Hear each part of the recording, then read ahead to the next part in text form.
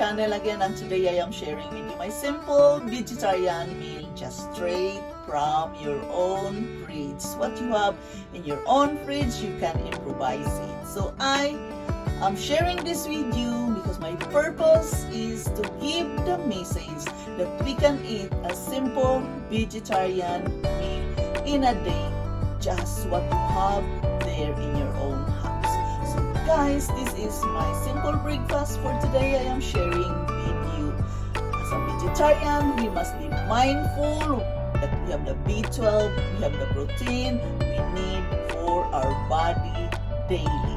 So here it is, guys. I am using Friends sandwich bread for today, and I have it here. And of course, I get my B12 from my egg, and of course, I have my cheese. There is protein in it, as well as the avocado.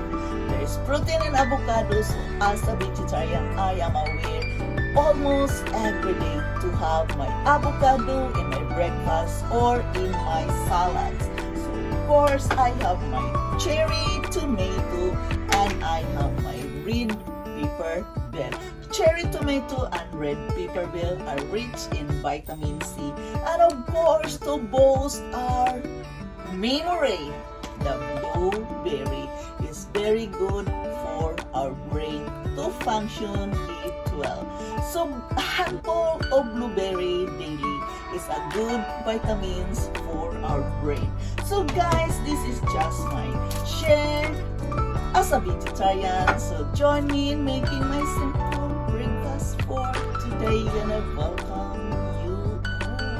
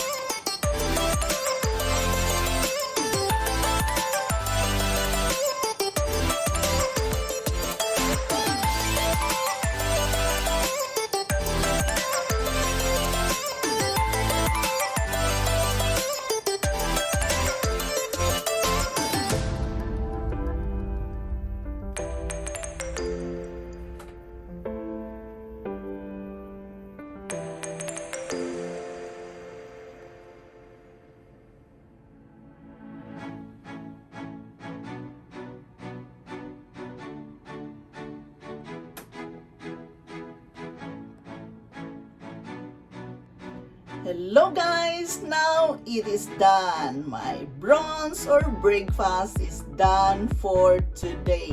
This is my sandwich together with the cheese and the red pepper bell. So I have my eggs right there. I have my blueberries, the avocado, and of course, especially the cherry tomato. So join me guys in eating my brunch for today, breakfast and lunch at the same time. Let's dig in. I am so hungry already. Thank you so much guys for watching. Thank you so much for your support. Thank you for joining me in my vegetarian lifestyle. This is my journey trying to live a healthy lifestyle. So guys, let's dig in and bye-bye.